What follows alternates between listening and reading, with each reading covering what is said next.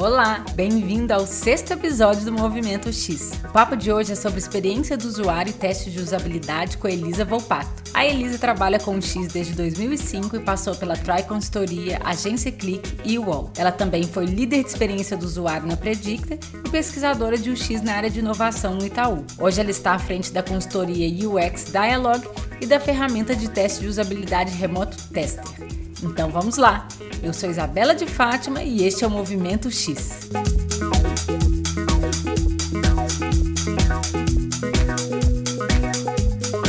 Oi, Elisa! Tudo bem? Oi, Isabela. Tudo bom? Tudo bem, e você? Tudo jóia! Muito obrigada pelo seu tempo e pela presença aqui no Movimento X. Que isso, eu que agradeço o convite. Elisa, pesquisando sobre você, vi que você fez faculdade de jornalismo na USP e pós-graduação em pesquisa de mercado também na ECA. Conta um pouquinho pra gente da sua escolha profissional. Olha, eu fiz jornalismo, mas sempre que eu conto sobre isso, eu tenho que dizer que eu nunca fui jornalista, né? Porque eu terminei a faculdade e, não sei, é bem comum na área de comunicação a gente perceber que é outra coisa, na verdade, né? Então eu terminei a graduação e fiquei perdidona, mais ou menos um ano, até que eu vi era uma vaga de estágio de arquitetura de informação no mural da faculdade. E aí eu fiquei não fazia ideia de que era isso, né? E aí eu fui procurar. E eu descobri que era uma coisa super legal de organizar a informação, que tinha tudo a ver com o que eu gostava de fazer, que era organizar a informação e pensar na melhor forma de mostrar aquela informação para outras pessoas no site. Eu achei, tem a ver comigo. Aí eu fui fazer entrevista, não passei, mas serviu como uma sementinha na cabeça mesmo, sabe? Daí eu comecei a procurar conteúdo sobre o assunto, fui falar com a única professora. Eu fiz faculdade, eu comecei em 2000, né? Faz um certo tempo.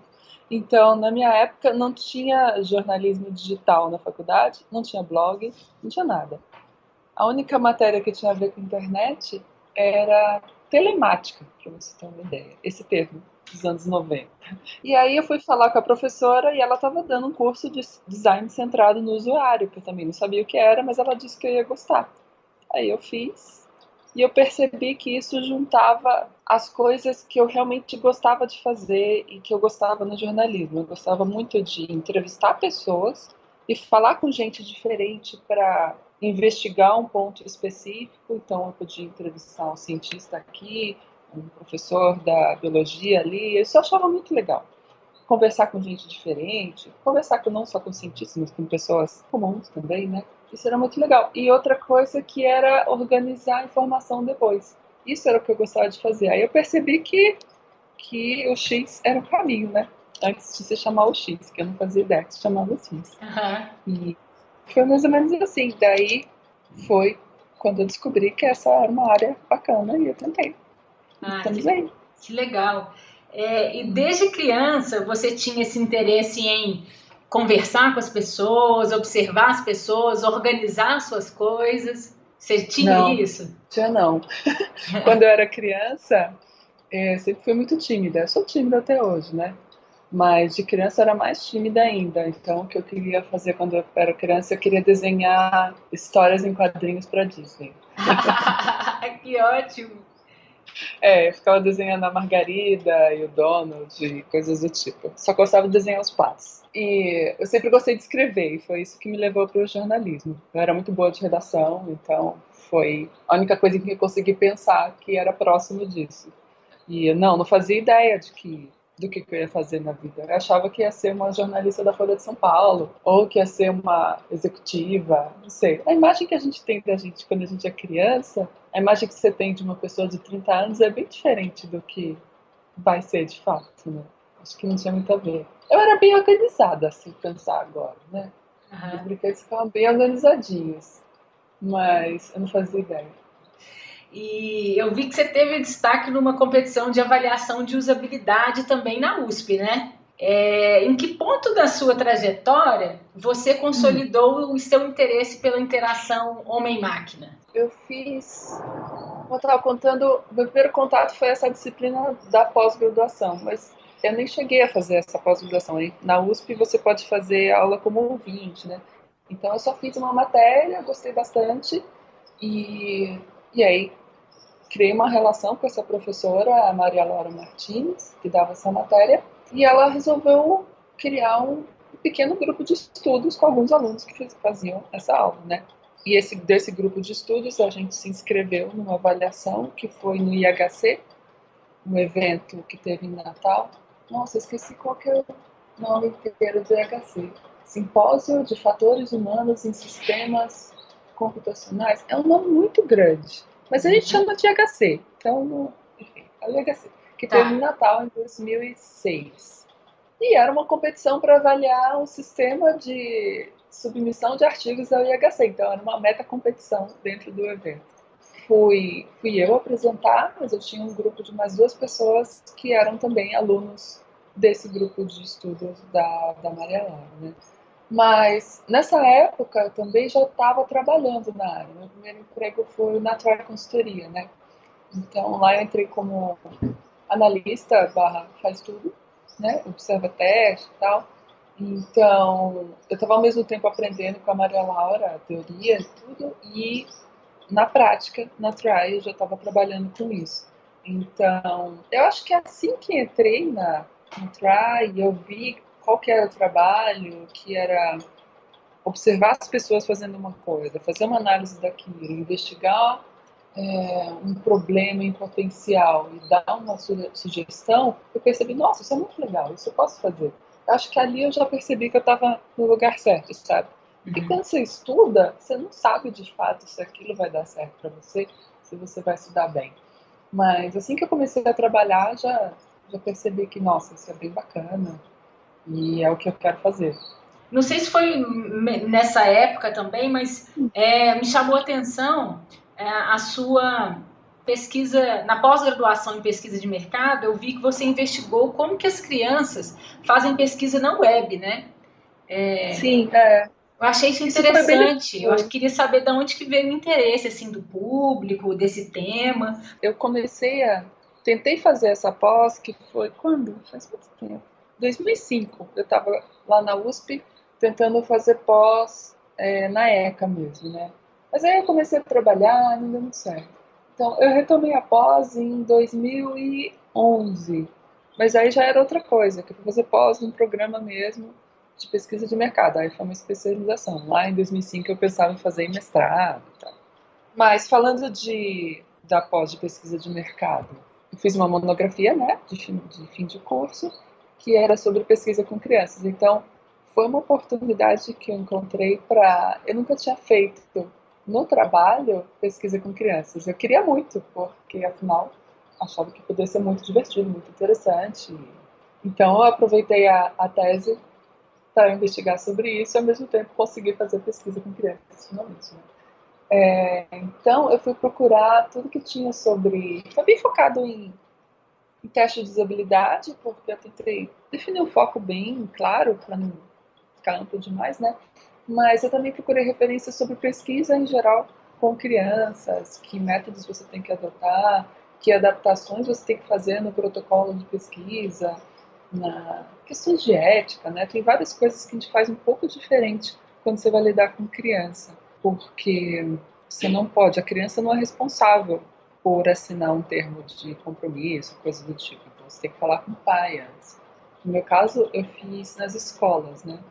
Então eu tive que pedir para a escola enviar para os pais um termo para eles autorizarem as crianças a participarem, a escola teve que autorizar, então são níveis de burocracia maiores.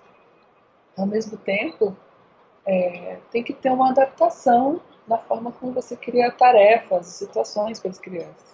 Uma dificuldade que eu tive, que eu não esperava muito, que é, num teste de usabilidade, você cria um cenário, você pede para o participante se imaginar naquilo lá e colaborar com você, usando a imaginação. Imagine que você está procurando uma bolsa. Como é que você faria? Aí ele entra ali no jogo.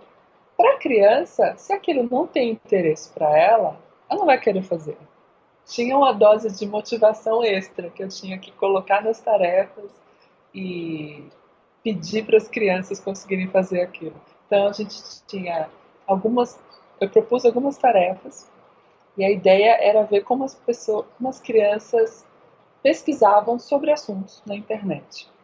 A pergunta que eu queria responder é: eles são nativos digitais, porque eles nasceram depois da internet, diferente de mim, que não nasci. E eu tive que me adaptar a isso, né? Então, mas será que o fato de já ter nascido com essa possibilidade faz com que as crianças saibam lidar com a tecnologia e saibam encontrar informação e usar a internet da melhor forma?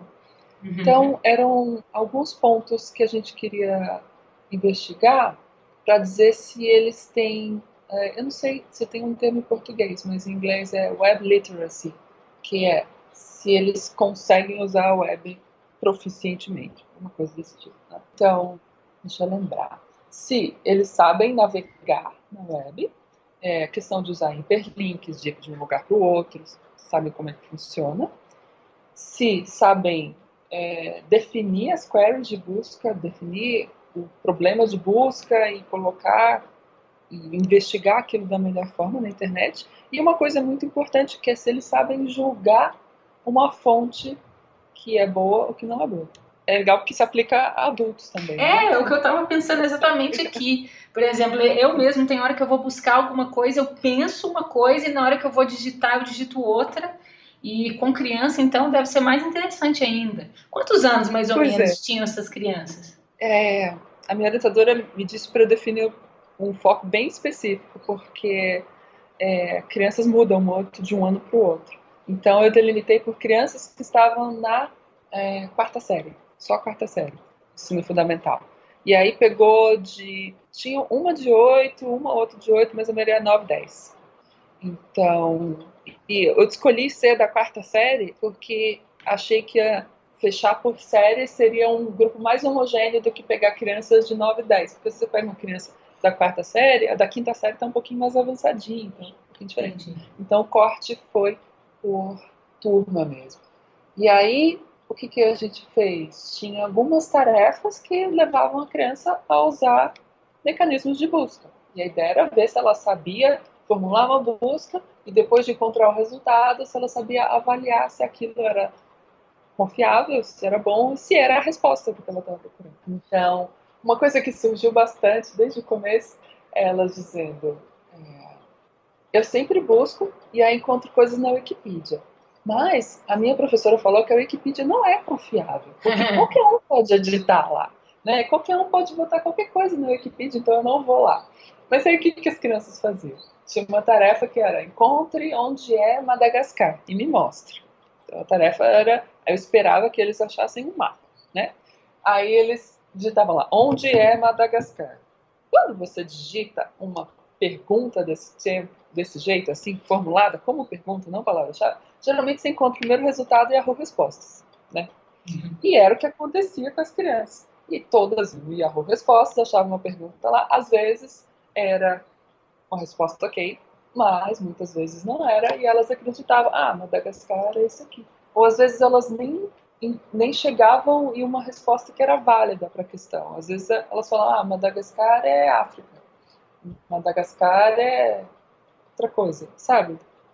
Então elas tinham essa orientação dos professores de que a Wikipedia era ruim, mas não sabiam como avaliar uma coisa que fosse boa. Eu fiz isso em uma escola particular e uma escola pública, para ver se tinha alguma diferença. E era a mesma coisa. Eles não tinham uma orientação de como encontrar informação na internet. Mas foi bem legal fazer pesquisa com crianças. É engraçado que todas queriam muito participar. Participar porque era uma coisa diferente que elas iam fazer, elas iam usar o computador, era uma moça diferente que estava lá na escola, e porque eles iam sair da aula também, né? Sair da aula um pouquinho para participar. E, como recompensa, a gente geralmente dá, sei lá, um vale-compra, ou mesmo um brinde em dinheiro. Para as crianças eu levei chocolates. Mas estrategicamente... Era festa, elas estavam no Era festa. Que ótimo. Mas aí as professoras me falaram: olha, você vai fazer com uns 5 ou 10 no máximo? É isso. Então, você tem que trazer chocolate para a turma toda, para ninguém se sentir excluído. Então tá bom. Então eu trouxe chocolates para todos. Eles ficaram bem felizes. Que legal. Então, desde 2005 você trabalha com o X e passou pela consultoria Try, a agência Clique e UOL. Também foi líder de experiência do usuário na Predicta e pesquisadora de experiência do usuário na área de inovação em canais digitais do Itaú. É isso mesmo? Basicamente isso mesmo. Foram experiências razoavelmente diferentes entre si, e eu achei isso bom. Então eu fiquei na Try uns 2 anos e o foco lá era muito usabilidade. Na época a gente fazia teste de usabilidade, praticamente. Assim. Não tinha outras... A gente fazia um grupo ou outro, mas a gente não fazia arquitetura de informação. No máximo, para sugerir uma melhoria por um site, a gente fazia um wireframe. Era isso. E aí, da Try eu fui para a Clique, e na Clique eu virei arquiteta de informação mesmo. Esse era o nosso cargo, e era o que eu queria fazer o wireframe. Já tinha feito 2 anos de teste de usabilidade, eu queria aprender outra coisa. E aí, fiquei na Clique mais 1 ano e meio. Foi bem bacana, mas era bem diferente. Eu ficava um pouco chateada de não conseguir fazer tanta pesquisa no dia a dia. Mas acho que isso é comum de agência, né? Eu acho. Tinha uma pesquisa ou outra, às vezes eu podia ajudar na escolher o fornecedor e analisar o resultado, porque como já tinha experiência, né? Eu ajudava nisso, mas não fazia parte de todos os processos, sabe? Mas então na Clique você pôde desenvolver mais a questão talvez da ideação e da prototipação, que você fazia wireframes, mais materializar as ideias no papel, assim, você desenvolveu muito pesquisa na Try, né? E lá então você começou a desenvolver os inputs de pesquisa em colocar as ideias no papel e tal. Exatamente. A gente só não falava nada de ideação e prototipação na época. A gente só dizia fazer o wireframe. Sim. E era um wireframe que era no PowerPoint, para começar. E aí, depois de alguns meses, surgiu o Ashur e a gente começou a usar o Ashur. Graças a Deus. Era muito legal. Nossa, ninguém merece fazer o wireframe do PowerPoint. Não dá para fazer nada. E lá, o que era legal é que a Clique tinha... A Clique que hoje... Não, mas Clique... Isobar, né? Tinha muitos projetos rápidos de propaganda, hot site e tal, mas tinha projetões. E eu conseguia pegar esses projetões. Então, trabalhei para banco, fiz intranet, e eu gostava de fazer essas coisas mais complicadas, em que você fica um tempo se dedicando ao cliente, você entende mais a fundo, vai e volta com o cliente. Isso era legal. No UOL já foi diferente de novo. Tem essa coisa, quando você está em consultoria, você fica 1 mês no projeto e larga. Na Clique, eu tinha a sorte de pegar projetos até grandinhos, mas você entrega o projeto e nunca mais vê. No UOL foi bem diferente, porque aí eu tinha um produto meu, né? Aí eu virei PO mesmo, Product Owner de produtos, alguns produtos de meio de e-commerce e tal. Então era legal, porque eu não tinha essa experiência de acompanhar o crescimento do produto, ver se estava dando resultado que eu tinha desenhado, olhar métricas, eram coisas que a gente não tinha, porque a gente entregava e não via mais o que acontecia, né, com o site do cliente. Então, foi uma experiência muito legal acompanhar o desenvolvimento mais de perto, lidar com o dia a dia mesmo, com tudo que dava para fazer, com tudo que não dava para fazer. Tem lado bom e lado ruim de estar numa consultoria. Quando você está numa consultoria, você sugere a melhor solução. Olha, eu acho que é isso que você tem que fazer. E você torce para o cara implementar aquilo. Quando você vai virar PO de um produto, você vai entrar no dia a dia mesmo, você vê tudo que você não consegue fazer. Todas as limitações e legados e problemas e empecilhos, sei lá, coisas que você tem que driblar para conseguir fazer a melhor experiência do usuário. Mas eu gostava, porque aquilo era a vida real, sabe? Foi bem bacana para aprender como lidar com o dia a dia mesmo e com... Você se sentia mais dono do que estava fazendo. Isso era muito legal. E a gente vibrava com cada coisa que ia pro ar, era bem meu. Eu imagino que você pode ter um contato maior do início ao fim, né? Igual você disse. Sim, exatamente. E lá você trabalhava mais com o UOL ou com outras marcas também do UOL? Porque eu acho que uma diferença que tem também quando a gente de agência e de consultoria, mas mais de agência, né, mais para uma empresa assim, de tecnologia da informação, né, o UOL, empresa de mais de informação, na verdade, né? Portal. Sim. Você tem tanto de cliente e aí depois no UOL talvez você tenha só um, ou então algumas submarcas, né? Algumas marcas de produto. Deve ser legal isso também, poder focar mais de entender a marca, os desafios de negócio, as pessoas. Sim, era bem isso. No UOL, na minha época, eu sei que hoje já mudou tudo, que já faz tempo, né? Mas na minha época tinha essa divisão de produtos e conteúdo. Eu estava em produtos, então produtos era PagSeguro, Shopping Wall, tinha Emprego Certo na época. E aí conteúdo é Home do UOL, todo mundo conhece todos os canais de conteúdo. Então eu tinha alguns produtos que eu cuidava. Com o tempo, como eu já fazia pesquisa e tal, eu comecei a cuidar dos fornecedores de pesquisa e receber, então eu fazia esse intermédio. E depois a gente começou a internalizar a pesquisa lá. Foi bem bacana. Mas sim, isso que você falou é totalmente isso. Você passa a ter um cliente só e acompanhar ele no dia a dia. Do UOL, aí você foi ser líder de experiência do usuário na Predicta. Foi. Na Predicta era mais consultoria de novo, né? Aí já era um pouco mais amplo do que a gente fazia na Thrive, porque já era outro momento, tá? Então a gente fazia arquitetura, design de interação com os clientes, fazia teste de usabilidade também, fazia outro tipo de pesquisa. E eu entrei como especialista, depois minha chefe saiu e eu fiquei no lugar dela. A gente tinha uma equipe muito legal, muito bacana, adoro todos. Beijo, gente. Até hoje.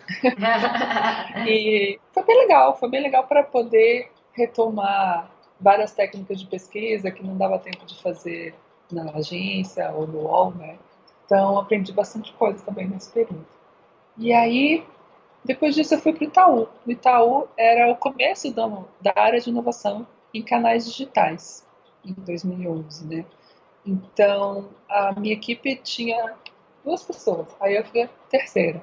E a minha função era mais ou menos ser a pessoa de pesquisa da área. Então, tinha engenheiro, tinha desenvolvedor, tinha designer, tinha um psicólogo que ia entrar. Então, a minha função era facilitar a pesquisa para todo mundo. Eu fazia pesquisas, mas, de forma geral, eu tentava orientar todo mundo a aprender sobre pesquisa e a colocar pesquisa nos projetos de todos, né? Na verdade, foi um período curto que eu fiquei no Itaú. Foi por uma questão que, quando eu saí da Predicta, eu já tinha a ideia de trabalhar sozinha. E aí, quando eu já estava meio pensando em sair, surgiu o Itaú. Aí eu pensei, não, isso é legal, né? Inovação. Mas não era bem o momento para mim, sabe? Eu queria mesmo tentar uma carreira solo, fazer as coisas do meu jeito e fora do escritório. Então, foi aí que eu saí do banco e montei a Dialog no consultoria em 2012. Isso já faz 4 anos.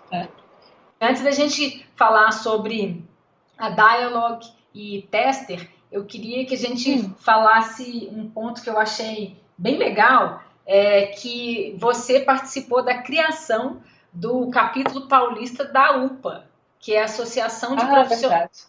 Que a UPA é a Associação de Profissionais de Experiência do Usuário, né?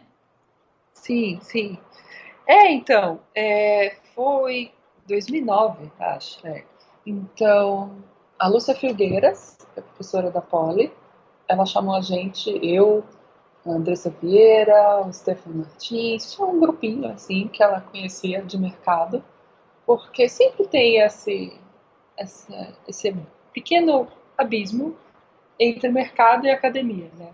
É verdade. Quem está na academia não vai para o mercado, e quem está no mercado não se aproxima tanto da academia, então a Lúcia queria dar uma aproximada. Então, ela resolveu reativar essa ideia de ter a UPA no capítulo de São Paulo e chamou a gente para fazer parte, porque afinal a UPA é uma associação de profissionais, né?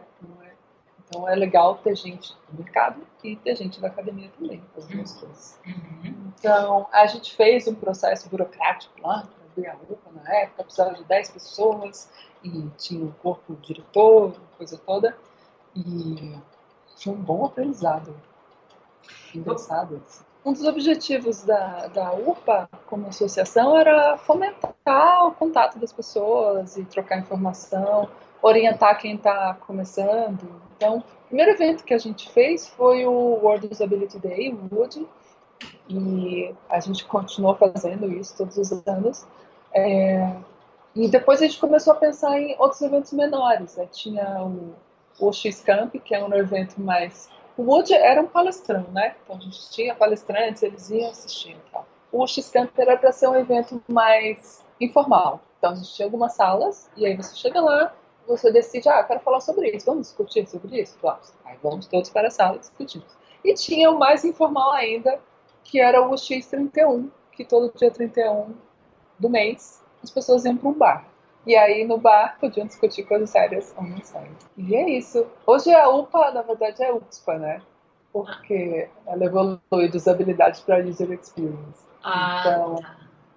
eu fiquei na UPA, ainda como UPA, até 2011. Eu saí porque não estava conseguindo lidar com a pós e com a UPA e estava muita coisa. Então, Sei. eu disse, não, vou dar tempo e tal. Mas hoje tem um grupo bem legal cuidando, eles estão fazendo várias coisas. Para quem tiver interesse em se aproximar da UXPA hoje, o que deve fazer? Olha, eu acho que tem o Facebook da UFPA que é o melhor caminho. Elas sempre estão postando as coisas lá e convites para eventos e tal.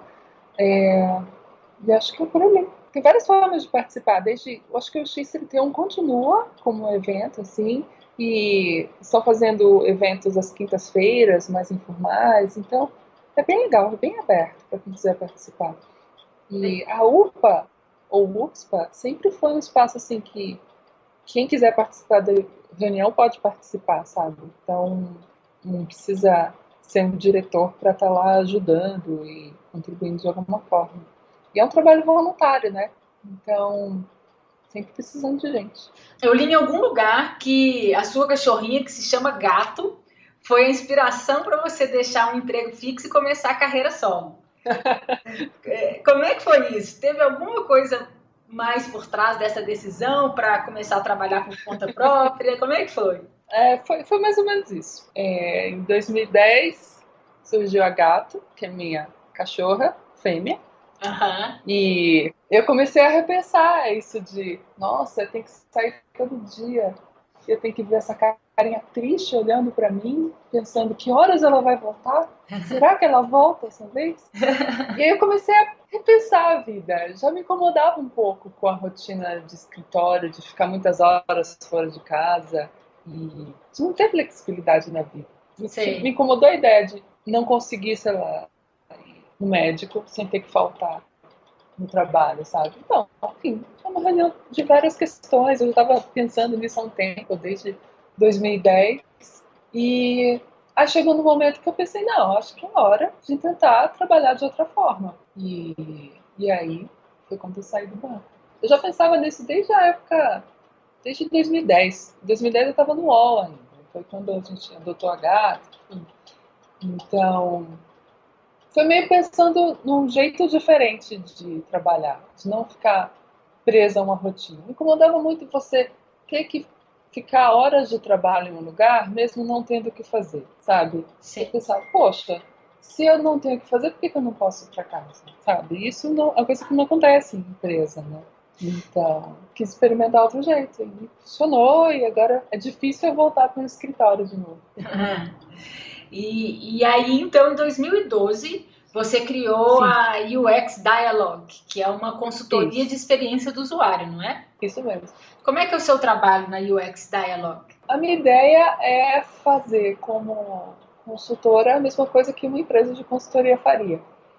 Uma das motivações que me fez também sair de empresa é que quando você começa a virar sênior, especialista, você tem dois caminhos na vida, né?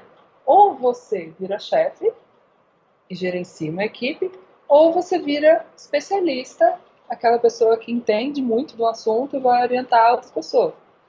Nem todas as empresas têm esse caminho de especialista. Algumas têm carreira em Y, outras não têm. Mas eu estava sentindo que eu não queria. Eu gostava de ser chefe, não estou reclamando disso. Mas eu sentia falta de colocar a mão na massa, de ir a campo, de aplicar um teste de usabilidade, de fazer as coisas do dia a dia. Quando você começa a virar chefe, gerente, líder, você não pode mais fazer isso, né? Porque sua hora começa a ficar muito preciosa. Então, você tem que orientar outras pessoas e não pode se envolver tanto assim. Você fica mais no macro, né? Eu sentia falta disso. Então, foi um dos motivos que me fez, não, eu quero fazer tudo do começo ao fim, como se fosse uma UX artesanal mesmo.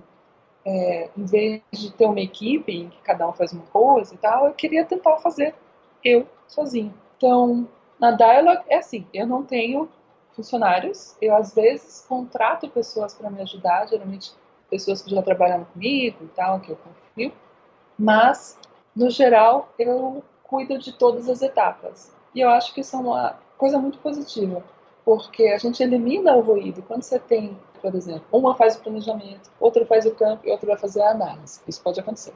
Você vai ter que ter uma comunicação muito grande entre elas. Agora, quando eu estou fazendo tudo, eu estou cuidando de todas as etapas, do começo ao fim, está tudo na minha cabeça. Quando eu vou escrever o relatório, eu já planejei, eu já moderei todos os testes, já acompanhei tudo que aconteceu e está tudo na minha cabeça. É só passar para o papel e contar para outras pessoas o que aconteceu. Foi essa a proposta. Então, quando é necessário, eu chamo outras pessoas para me ajudar, geralmente no campo, quando a gente tem que formar duas equipes, esse tipo de coisa, para recrutar pessoas, às vezes para trabalhar no design visual, que eu não sei fazer design visual, né? Ou para ajudar em prototipação também, quando a gente tem um prazo muito curto. Então, eu chamo alguém para me ajudar. Sim. Mas é isso. Eu vi no site que você coloca, né, que você pode ajudar os clientes tanto na etapa de pesquisa, na etapa de design de interação, desenhando wireframes, tirando o visual design. Você trabalha em todas as etapas, então, né? Na etapa de pesquisa, na etapa de design de interação, desenhando um wireframe, protótipo, que até você já fazia isso, né? Nos outros trabalhos, sim. E também na avaliação. Então, você oferece soluções bem amplas, né? É a ideia. Eu não vou mentir. O que eu gosto mais de fazer é a parte de pesquisa. Uhum. Mas eu acho muito legal fazer um protótipo quando ele foi baseado numa pesquisa anterior. Ou quando você vai prototipar e testar e prototipar de novo. Isso eu acho muito legal de fazer. Eu evito pegar projetos em que eu tenho só que fazer prototipação ou só wireframes, só isso. Então, prefiro quando tem uma etapa de pesquisa antes ou uma validação depois. Eu acho que é ideal. Mas foi isso que me chamou a atenção mesmo, assim, se oferecer de forma mais ampla, que tem gente que só oferece a pesquisa e aí não desenha, mas você oferece o todo, né? E eu vi que na UX Dialogue você também oferece workshops e cursos sobre testes de usabilidade, né? Eu acho que Sim. Isso pode interessar muita gente que ouve o Movimento X. Queria que você contasse sobre isso. Isso começou meio de brincadeira, porque tinha uma amiga que ela trabalhava com design e ela falou, olha, Elisa, eu queria aprender a fazer mais teste, eu posso ficar te seguindo para ver como é que você faz no dia a dia, aprender com você e tal. Por que você não dá um curso? Tá bom, vamos fazer assim, vou montar o curso e aí você faz. Se tiver mais gente, aí eu dou. Aí montei um curso em 2013, que era um curso rápido, assim, 4 horas. E aí muita gente apareceu, esgotou muito rápido, aí eu, nossa, acho que existe uma demanda, né? E aí desde então eu organizo cursos, são cursos livres, então quem quiser pode participar. Eles acontecem a cada, sei lá, um no primeiro semestre, um no segundo semestre. E hoje são 8 horas de curso. Eu fico até pensando em expandir, porque cada vez que eu faço o curso eu penso em mais coisas que eu podia dizer. Mas a ideia do curso é dar uma visão bem prática de como é fazer um teste de usabilidade. Desde o planejamento, pensar no objetivo da pesquisa, o que você quer descobrir, passa pela criação do roteiro, pela moderação, o que você pode falar, como não falar, tem exercício para mostrar para a pessoa como é que é ficar com uma poker face na hora, né? E tem um pouco de análise também. A gente usa alguns exemplos fictícios, outros exemplos reais, para mostrar como extrair informação dali, de um vídeo de teste ou de uma tabulação de teste, né?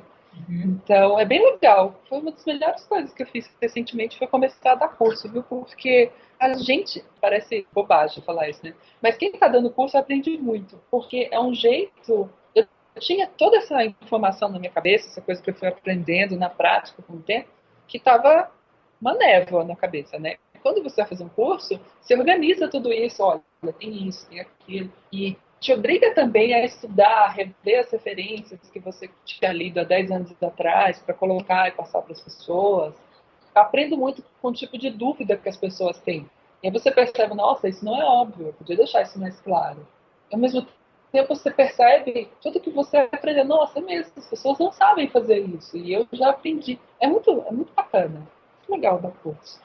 Legal. E agora eu vou. O próximo vai ser um workshop, vai ser um pouquinho mais curto, né, de 4 horas no XConf, que vai ser em maio, daqui a um mês praticamente. Vai ser super legal em Porto Alegre. Porto Alegre, né? Dia 20 e 21, né? Vai ser super legal, quero muito ir nessa conferência. E no ano passado você criou a Tester, que é uma empresa de teste de usabilidade remoto. Então, foi uma coisa doida isso, porque partiu que eu estava procurando uma ferramenta para usar, né? Como consultora. Quando você faz teste no dia a dia, eu adoro fazer teste. Eu adoro moderar, falar com a pessoa, estar ali ao vivo. É ótimo. Mas dá um trabalhão. Eu gosto de recrutar, de achar a pessoa na hora certa, achar a pessoa certa. A moderação mesmo, ela é muito desgastante. Você faz 8 testes num dia e depois cai morto, assim. Porque é um nível de atenção extremo que você tem que estar. Você tem que estar prestando atenção se a pessoa está navegando direito, se está entendendo o que você quis dizer, tem que ver se ela está cumprindo os objetivos da pesquisa. É muita coisa ao mesmo tempo. E aí eu comecei a olhar para testes remotos não moderados, que é uma forma bem bacana de você ampliar e falar com mais gente sem ter tanto trabalho, sabe? Em vez de você ter que marcar com cada pessoa e ter um horário certo, você dispara o teste e as pessoas respondem para você. E aí eu procurei uma ferramenta para isso. Mas eu não gostei muito das opções que eu achei, porque eu queria fazer um teste bacana, com todos os elementos do teste moderado tradicional que eu já fazia, né? Mas remoto. E eu via que as ferramentas que eu encontrava não chegavam nesse ponto. E aí eu estava conversando com um amigo, ele falou, por que você não faz uma sua? Eu, como assim fazer uma ferramenta? Não sei fazer ferramenta. Ele, claro que sabe. Você sabe fazer o design de interação, você sabe o que as pessoas precisam, você sabe fazer pesquisa, você só não sabe desenvolver. Aí, obviamente, vou contratar alguém para fazer. Tá bom. Aí foi que surgiu a ideia. Estou trabalhando nisso, surgiu a ideia em 2014. E aí a gente trabalhou bastante ano passado e agora estamos em fase de pré-lançamento. Então, alguns clientes já podem usar a ferramenta. É bem legal. Lembra que eu falei, quando eu fui para o UOL e eu tinha um produto meu, de acompanhar o dia a dia, ver crescendo? É a mesma sensação. Agora eu não estou entregando um projeto para outro cliente torcendo para dar certo. Agora eu estou vendo se está dando certo. Se não está, que está dando errado, cuido do dia a dia, cuido das métricas, cuido do comercial, cuido de tudo. Né? É outra coisa. E o Fabrício Teixeira, que no episódio passado, ele falou uma coisa que eu achei interessante, que tem a ver, que teve uma época, eu não posso falar com tanta propriedade, porque eu não vivi isso, né, mas que parece que as ferramentas de prototipação, elas tiveram um boom. E que agora parece que é o momento das ferramentas de teste de usabilidade remoto, ou pela facilidade que, como você está comentando, né? Assim, pode ser uma simplificação na forma das pessoas entenderem se o que elas estão projetando e criando se está fazendo sentido, porque tem muita gente reclamando, muita gente de agência reclamando essa questão, né, de que não consegue se aproximar muito de pesquisa, ou às vezes mesmo pessoas que não estão em agência, estão começando as suas empresas, ou mesmo trabalham com consultoria, que às vezes precisa fazer uma coisa um pouco mais rápida, com menos custo, e eu acho que as pessoas estão comentando bastante dessas ferramentas. E eu não conhecia nenhuma ferramenta brasileira, até que que eu olhei a sua, que eu entrei no site e tal, e eu achei muito legal isso, de ter uma ferramenta brasileira.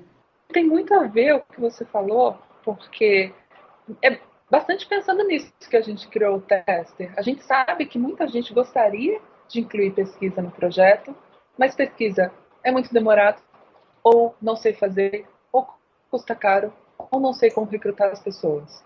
Eu passo por isso na vida de consultora. Às vezes eu faço uma proposta para um cliente, mas ele não pode esperar 2, 3 semanas. Ou ele não tem dinheiro, porque é caro, fica caro. Você tem a hora do moderador, você tem uma sala de espelho, custa caríssimo. Se você não tem uma sala de espelho, você tem um custo alto com recrutamento, porque você tem que achar a pessoa certa, a pessoa tem que poder vir até você. Tá? Você tem o brinde do participante, você vai pagar para recompensar a pessoa vir até você, esse expositor. Então, fazer teste remoto, ainda que seja moderado mesmo, já tira boa parte do trabalho. Você não precisa de uma estrutura física e tal. Mas, às vezes, só de você ter que agendar com a pessoa num horário específico, e ela tem que estar lá, e você está lá, e funcionar, já é uma complicação. Então, a gente conversou com bastante gente no ano passado, de várias áreas, gente de agência, gente de consultoria, gente de portal, gente que trabalha com X na empresa, para entender se existia uma demanda dessa de verdade, porque para mim fazia todo sentido criar uma ferramenta.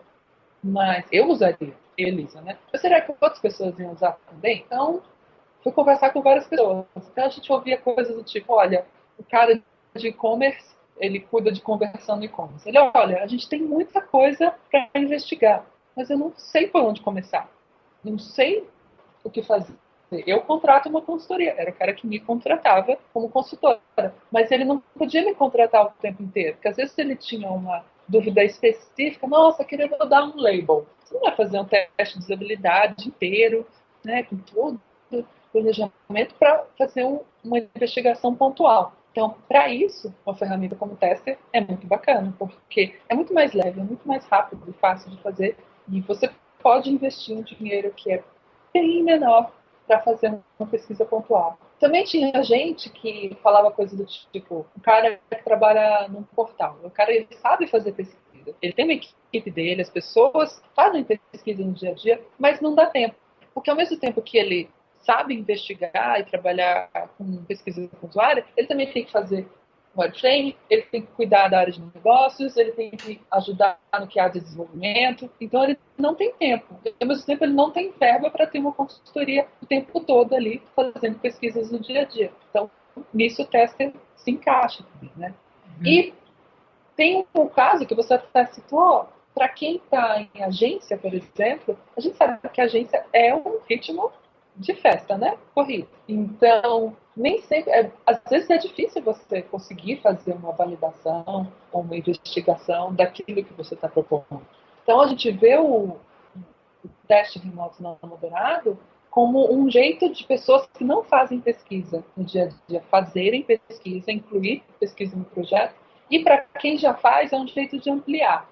Se você consegue fazer com 5 pessoas no mês, com um teste remoto não moderado, você consegue fazer com 15, 20, porque o custo financeiro, o custo de tempo é muito menor. Então, isso amplia o nosso poder mesmo. A gente sabe que um teste remoto não moderado, ele não entrega a mesma coisa do que um teste presencial. Você tem menos contato com a pessoa e é menos qualitativo. Mas o ganho de poder, de quantidade de tempo, vale muito a pena, né? E se encaixa muito para quem está trabalhando com um ciclo de desenvolvimento ágil, por exemplo. Vou desenvolver um protótipo e eu quero já descobrir se está bacana. Vou testar com algumas pessoas, depois eu faço um outro protótipo, testo mais um pouquinho. Então, tem um ganho de agilidade muito grande. E uma dúvida, vamos pegar esse exemplo aí. Eu estou com um protótipo e aí eu quero testar ele. E aí eu entrego o protótipo para vocês colocam lá e aí as pessoas, primeiro, a base, Eu tenho que ter a Sim. base ou vocês têm a base para a gente testar? Depende, pode ser as duas coisas. A gente tem uma base nossa, a gente está trabalhando para crescer essa base, para ficar bem robusta, né? Ou o cliente pode optar por fazer com a base dele. Depende de cada caso. Por exemplo, se for um e-commerce bem popular, que todo mundo usa no dia a dia, provavelmente dá para usar a nossa base, porque não tem requisitos muito complexos. Se for testar um site de um banco, por exemplo, aí provavelmente o banco pode querer usar os clientes dele, porque a gente não tem a nossa base que tipo de banco que a pessoa usa, sabe? Uhum. Então varia de projeto para outro. Mas a ideia é que assim, você tem um protótipo para testar. Aí você vai, publica em URL. A gente precisa que ele esteja online, né? Porque a pessoa vai fazer tudo online. No tester tem uma interface que dá para você criar o roteiro de teste. Então lá você define que tarefas a pessoa vai fazer e que perguntas você vai fazer para a pessoa depois das tarefas. Então, se você vai testar uma loja de sapatos, aí você coloca lá, encontre um produto de seu interesse e mostre como você faria para descobrir o valor com o frete. É isso que a pessoa vai ver e ela vai fazer no site, né? E aí pode ser no site ou no seu protótipo. Do nosso lado, depois que o cliente cria, a gente tem uma etapa de consultoria. Isso foi uma coisa que a gente não tinha na ideia original. A gente acabou agregando porque a gente percebeu que tinha um valor. Lá atrás, no ano passado, a gente começou a conversar com muita gente sobre o assunto, primeiro para validar, para ver se é uma ideia que fazia sentido. Depois, eu comecei a desenhar a ideia. Aí eu desenhei no papel, e aí eu levava, gente, faz sentido isso? Aí eu desenhei no Ashur, fiz um protótipo bem bonitinho, e a gente foi fazendo validação aos poucos para ver se estava legal, se fazia sentido. E o produto foi mudando muito ao longo do tempo. Então, o produto de 2014 é bem diferente do que a gente está lançando agora. E uma das coisas que surgiu é que as pessoas tinham uma certa dificuldade de montar um roteiro bacana, de definir o enunciado da tarefa do jeito mais eficiente para testar o que elas queriam testar. Nem todo mundo sabe fazer teste de usabilidade, nem todo mundo sabe fazer roteiro. E a ideia é que você não precisa ser um especialista nisso para usar uma ferramenta. Porque depois que o cliente vai e cria o roteiro lá, a gente dá uma olhada, a gente faz uma moderação e uma revisão. Então, se rolou desde errinhos de português até erros conceituais de tarefa, aí a gente vai dar uma ajuda. Olha, isso você não pode pedir para a pessoa, por exemplo, colocar um cartão de crédito. Você vai ter que falar para a pessoa, senão vai dar tudo errado durante o teste. Se a ideia é testar a funcionalidade de salvar nos favoritos, você tem que criar um cenário, você não pode criar uma tarefa que salve nos favoritos. E é esse tipo de expertise que a gente traz para esse teste. Então, não é uma ferramenta total self-service. Se a gente percebeu que isso tinha um valor para os clientes que iam usar, a gente orienta sobre como criar o roteiro, como analisar isso depois, e se a pessoa criar uma coisa que a gente acha que não vai dar muito certo, a gente ajuda a revisar, a melhorar isso. E isso faz com que a gente tenha responsabilidade sobre o resultado também, porque se a pessoa cria um roteiro de tarefas que não faz muito sentido, isso vai afetar os resultados. A gente sabe disso. Sim. E aí, de quem que é a culpa? É da pessoa ou é do teste? Então, se a gente revisa, ajuda a criar, fazer o planejamento da pesquisa, a gente tem um pouco mais de responsabilidade. A gente garante que você vai ter um resultado bacana com isso. Legal, muito legal. E além da ferramenta gravar a navegação, né, a interação das pessoas com o que está sendo testado, vocês têm aquela funcionalidade também de avaliar como que é a reação, a expressão das pessoas quando elas estão fazendo a tarefa? Tem. Então, essa é uma coisa que a gente quis fazer desde o começo. Complicou muito o desenvolvimento, mas a gente queria ter. Há ferramentas gringas que elas têm o quê? Tem a navegação na tela, então grava a tela e pega o áudio da pessoa. Mas eu, testando como consultora, senti muita falta de ver quem que era a pessoa. Qual que era a cara que ela estava fazendo, se ela estava chateada. Às vezes você não percebe por um comentário, né? Às vezes a pessoa não diz nada, mas ela está fazendo uma cara que já te diz tudo. Isso deve influenciar muito, né? Influencia pra caramba. Não só na análise do que a pessoa está fazendo, a gente ajuda a criar uma relação maior com a pessoa ali. Eu não sou muito de telefone, né? Porque sinto falta de ver o que a pessoa está expressando ali quando ela está falando, conversando, né? E com a webcam a gente tem um ganho de informação bem legal. Então, o que o tester entrega é navegação na tela, então dá para ver o mouse, a pessoa clicando, tudo normal, né? O áudio da pessoa comentando e a webcam sincronizada com tudo. É bem parecido com o vídeo que a gente teria num teste tradicional, moderado, um vídeo que você grava no Boraya, no Camtasia, assim, a ideia é entregar bem próximo disso. Além do vídeo, a gente tenta ir um pouquinho além, que é entregar já informação e não só um vídeo bruto. Isso foi uma coisa que a gente também descobriu fazendo pilotos com pessoas do X, que só entregar o vídeo bruto dá muito trabalho para quem vai analisar. Você vai ter que ver um vídeo inteiro para ver o que aconteceu.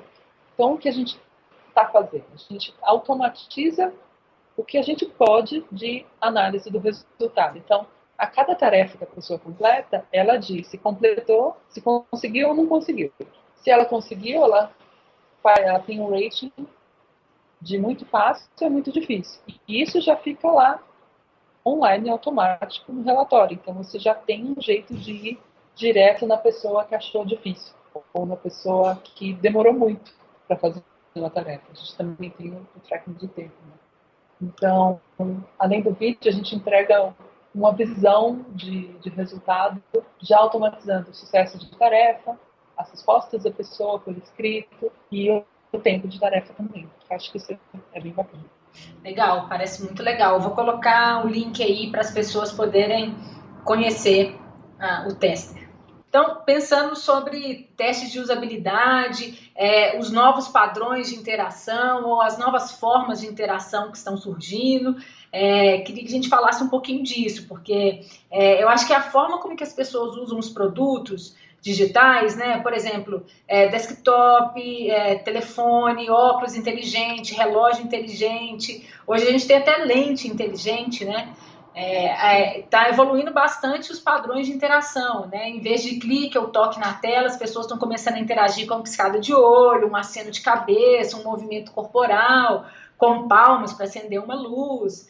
E eu fico pensando que isso deve ser um desafio muito grande para os testes de usabilidade, né? Como que funciona o processo de avaliação frente a esses desafios todos, essa grande evolução, essa rapidez de evolução da tecnologia, os novos produtos? Como é que é isso? Olha, é um desafio extra, porque durante muitos anos só se fez no computador, né? Então a maioria das ferramentas que existem é para gravar a tela do computador, gravar o clique do mouse. Agora a gente já tem algumas coisas para gravar no celular, mas se você for para outras coisas, como Google Glass, ou para coisas que mal tem tela, você não tem como gravar isso, acompanhar de alguma forma. Mas aí eu acho que não é tão dramático assim, porque você pode usar técnicas da pesquisa tradicional. O que você faz numa observação ou num teste de usabilidade? Você observa a pessoa utilizando o produto. Você vai conseguir gravar o que ela está vendo no Google Glass? Não sei. Talvez tenha algum jeito de projetar em algum lugar. Mas o fato de você estar observando o que ela está fazendo vai te dar uma grande quantidade de informação, né? Quando a gente não tinha uma época que a gente mal conseguia gravar a tela do computador. O que a gente fazia? Observava e anotava, conversava com a pessoa depois. Às vezes a gente faz pesquisa com celular, às vezes eu faço pesquisa meio de guerrilha, assim, em contexto. Aí eu vou na casa da pessoa e eu tenho que filmar o celular dela e ela tem que usar Wi-Fi e aí a luz está ruim e o vídeo fica horroroso. A estrutura é horrível. Mas o que mais importa é você estar ali com a pessoa observando o que ela está fazendo. Então, às vezes não tem ferramenta pronta, não tem um framework certo para você usar. E você usa criatividade, né? Não tem muito jeito. Quem se preocupa com a interface é a gente. As pessoas querem resolver problemas, certo? Sim. Elas podem resolver aquele problema no site, no aplicativo, num software, num papel. Ela vai resolver do jeito que ela acha bom. Uma coisa muito importante disso que você está falando, que eu esqueci até de comentar na pesquisa, na pergunta anterior, quando você começa a ter interfaces diferentes, não interfaces, muda o contexto. Por isso que a forma da gente fazer teste tradicional não se aplica a todos os casos. O tradicional é o quê? Você chama a pessoa numa sala, coloca ela na frente do computador. Mas não é mais desse jeito que isso acontece. Mesmo com o celular, você traz a pessoa no lugar, mas só para eliminar a variável. Mas a pessoa está usando um contexto diferente, numa situação diferente. E é difícil você reproduzir isso no mundo real. É mais difícil fazer pesquisa, né? Se você tem que ir até onde a pessoa está fazendo, no momento que ela está fazendo aquilo lá. O que a gente faz? Você tenta atacar de várias formas. Você pode fazer uma coisa que eu aprendi na pós, que é triangulação. Você faz vários tipos de pesquisa para atacar um problema de jeitos diferentes. Por exemplo, se você quer avaliar uma interface, vou usar um exemplo que eu já fiz, né? De corretora de seguros. Tá. Então, a pessoa tem um lugar lá que ela faz a cotação do seguro. Você pode analisar só a interface. Você pode fazer isso até com uma análise heurística, sem sair do seu escritório. Mas a gente tinha um componente que era muito importante, que era o contexto de uso. O uso daquela interface não era uma pessoa só, eram várias pessoas. O cara que fazia a cotação, ele não fazia sozinho, ele passava para o chefe. E aí o chefe avaliava e depois respondia para ele. Isso tudo acontecia sem interface nenhuma. Contar as pessoas em campo e ver como é que era o dia a dia delas mesmo, a gente viu que o cara não mandava por e-mail.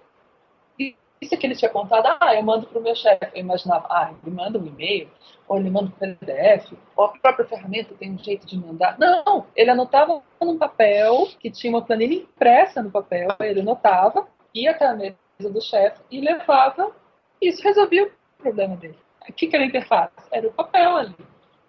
Então, nesse caso, foi muito útil fazer essa triangulação. A gente analisou a interface, era uma coisa. A gente foi observar o contexto de uso, como é que as pessoas fazem de verdade, era outra coisa. Não era nem teste de usabilidade, era só observação mesmo, e depois a gente conversava para entender o que estava acontecendo ali. Às vezes a interface dele ele estava no telefone, atendendo uma ligação e fazendo a cotação ao mesmo tempo. Isso você não consegue reproduzir em uma situação de teste.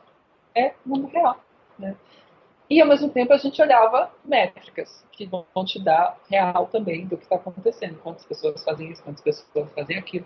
Então, no mundo ideal, você aborda o mesmo problema de vários jeitos diferentes. O teste de usabilidade é só um dos jeitos. É muito legal, muito divertido e muito útil. Mas tem outras coisas que você pode fazer também. Vamos falar, então, sobre repertório. E repertório sobre pesquisa e avaliação UX. Que dicas que você dá? Pode ser livro, pode ser vídeo de palestra, blog. Legal.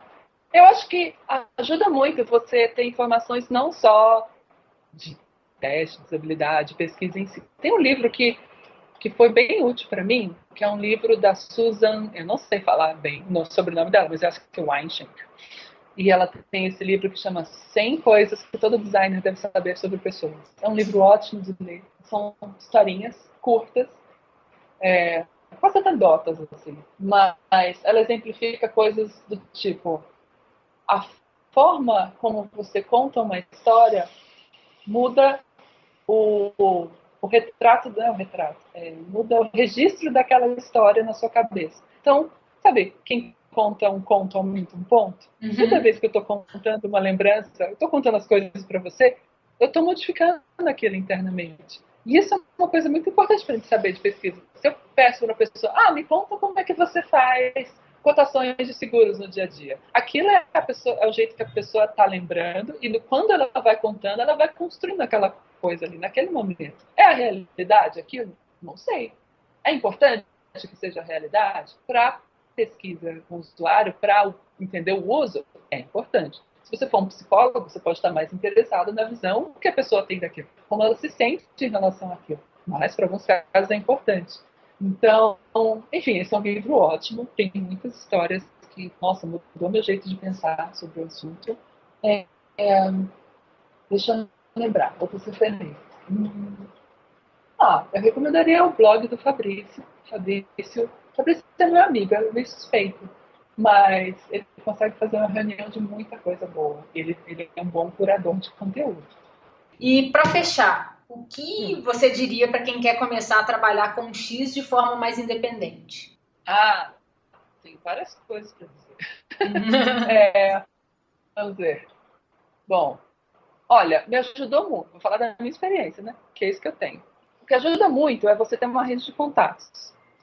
No começo, quando você abre empresa, vira freela, vira independente, você vai ter um período do limbo em que nada vai acontecer. Você vai ficar 1 mês, 2 meses, pode ser vários meses, em que nada vai surgir. Isso é normal, não precisa desistir.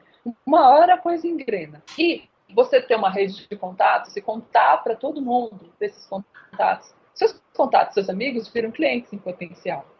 Então, eu recomendaria para quem quer virar independente, primeiro trabalhe em vários lugares. Faz vários amigos da área. Não sei se é um bom caminho, sei lá. Vou começar a trabalhar em UX de forma independente. Porque você não teve a vivência de como funcionam as empresas, não aprendeu com outras pessoas ainda, né? E você não tem contato suficiente para começar. E depois você começa, um cliente indica o outro, um cliente indica o outro, e aí vai. E uma outra coisa muito importante é saber guardar dinheiro. Você nunca sabe quando você vai ter dinheiro e quando você não vai ter. Às vezes você trabalha muito, às vezes você trabalha bem pouco e você precisa contar com o dinheirinho no fim do mês, né? Então exige uma certa organização. Eu acho que não é o caminho para todo mundo, assim. Você tem que saber se organizar, você tem que trabalhar bem sozinho.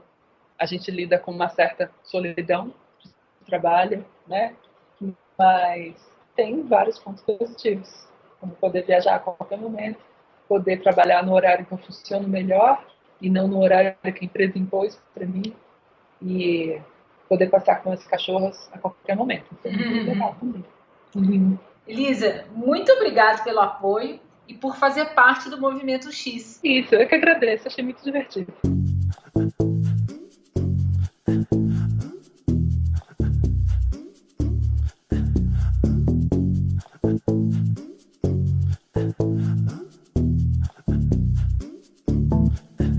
Chegamos ao fim deste que é o 6º episódio, hoje num papo via Skype com a Elisa Volpato. E eu espero que você tenha gostado. Tem uma novidade bem legal para você. Nos dias 20 e 21 de maio vai rolar a UXConf, uma conferência de UX brasileira em Porto Alegre. E você pode fazer a sua inscrição com 10% de desconto usando o código promocional Movimento X, tudo junto, na página do evento, que é uxconf.com.br. Ah, e claro, para conferir os outros episódios, é só acessar o canal do Movimento X no SoundCloud ou no iTunes. No próximo episódio, vou conversar com a Jane Vita. Obrigada e até lá!